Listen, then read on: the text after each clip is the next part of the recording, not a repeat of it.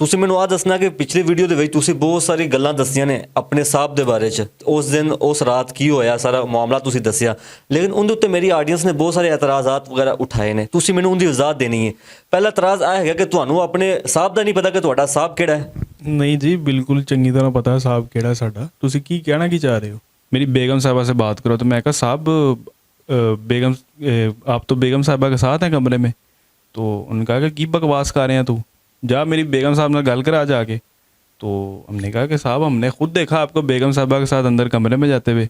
ਤੁਸੀਂ ਮਤਲਬ ਪਿਛਲੀ ਵੀਡੀਓ 'ਚ ਕਿਹਾ ਸੀ ਕਿ ਜਦੋਂ ਸਾਹਿਬ ਨੇ ਫੋਨ ਕਰਤੇ ਕਿਹਾ ਕਿ ਅੰਦਰ ਕੌਣ ਹੈਗਾ, ਕਿ ਤੁਸੀਂ ਕਿਹਾ ਕਿ ਸਾਹਿਬ ਤੁਸੀਂ ਹੀ ਹੋ, ਕਿ ਤੁਹਾਨੂੰ ਆਪਣੇ ਸਾਹਿਬ ਦਾ ਹੀ ਨਹੀਂ ਪਤਾ। ਅਸਲ 'ਚ ਦੇਖੋ ਹੋਇਆ ਇਸ ਤਰ੍ਹਾਂ ਹੈ ਕਿ ਉਹ ਬੰਦਾ ਜਿਹੜਾ ਸੀ ਨਾ, ਉਹ ਜਦੋਂ ਵੀ ਆਉਂਦਾ ਸੀ ਨਾ, ਉਹ ਆ ਕੇ ਸਾਹਿਬ ਦੇ ਕੱਪੜੇ ਪਾ ਲੈਂਦਾ ਸੀ।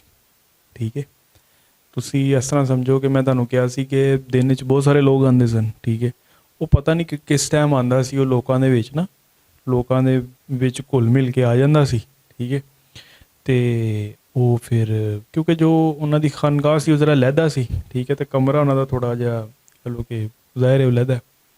ਉਹ ਬੰਦਾ ਜਦੋਂ ਆਉਂਦਾ ਸੀ ਅਤੇ ਹੁਣ ਦੇਖੋ ਨਾ ਫਾਸਲਾ ਬੂਹੇ ਦਾ ਅਤੇ ਅੰਦਰ ਦਾ ਕਾਫੀ, ਮਤਲਬ ਅਸੀਂ ਸਾਡੇ ਸਿੱਧੇ ਗੇਟ ਦੇ ਕੋਲ ਹੁੰਦੇ ਸਨ, ਅਤੇ ਗੇਟ ਦਾ ਅਤੇ ਅੰਦਰ ਦਾ ਬਹੁਤ ਫਾਸਲਾ ਹੈਗਾ। ਠੀਕ ਹੈ, ਉਹ ਤੋਂ ਬੰਦਾ ਦੂਰੋਂ ਇਹੀ ਹੁੰਦਾ ਹੈ ਕਿ ਯਾਰ ਅੱਛਾ ਉਹ ਬੰਦਾ ਹੈਗਾ ਕੋਈ। ਠੀਕ ਹੈ, ਉਹ ਸਾਹਿਬ ਨੇ ਜੋ ਕੱਪੜੇ ਸਵੇਰੇ ਪਾਏ ਹੁੰਦੇ ਸਨ ਨਾ, ਉਹ ਉਹੀ ਕੱਪੜੇ ਉਹ ਸ਼ਾਮ ਨੂੰ ਪਾ ਲੈਂਦਾ ਸੀ ਆ ਕੇ।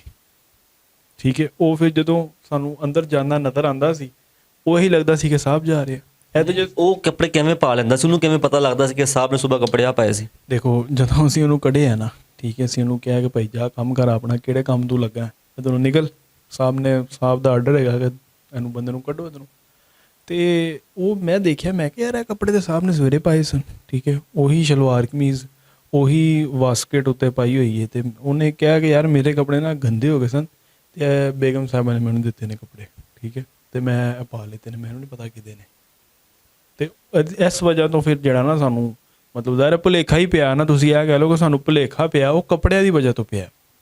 ਕਿਉਂਕਿ ਇੰਨੀ ਦੂਰੋਂ ਬੰਦੇ ਦਾ ਮੂੰਹ ਤਾਂ ਨਜ਼ਰ ਨਹੀਂ ਆਏਗਾ, ਇਹ ਤਾਂ ਨਹੀਂ ਪਤਾ ਚੱਲੇਗਾ ਕਿ ਯਾਰ ਅੱਛਾ ਇਹ ਫਲਾਣਾ ਬੰਦਾ ਹੈਗਾ। ਲੇਕਿਨ ਇਹ ਕੱਪੜਿਆਂ ਤੋਂ ਬੰਦੇ ਨੂੰ ਇਹ ਕਿ ਯਾਰ ਉਹ ਸਵੇਰੇ ਸਾਹਿਬ ਨੇ ਕੱਪੜੇ ਪਾਏ ਸੀ ਅਤੇ ਇਹ ਕੱਪੜਿਆਂ ਸਾਹਿਬ ਹੀ ਹੋਏਗਾ। ਤੁਸੀਂ ਆ ਕਹਿ ਰਹੇ ਹੋ ਕਿ ਤੁਹਾਡੀ ਜਿਹੜੀ ਮੈਡਮ ਸੀ ਉਹਦੀ ਮਿਲੀ ਭੁਗਤ ਸੀ ਸਾਰਾ ਕੁਛ? ਮੇਰਾ ਖਿਆਲ ਇਹ ਹੈ ਸਾਹਿਬ ਨੇ ਵੀ ਇਹੀ ਚੀਜ਼ਾਂ ਹੀ ਦੱਸੀਆਂ ਨੇ। ਠੀਕ ਹੈ, ਕਿ ਮੈਡਮ ਦੇ ਉੱਤੇ ਹੀ ਹੈ ਨਾ ਸਭ ਕੁਝ।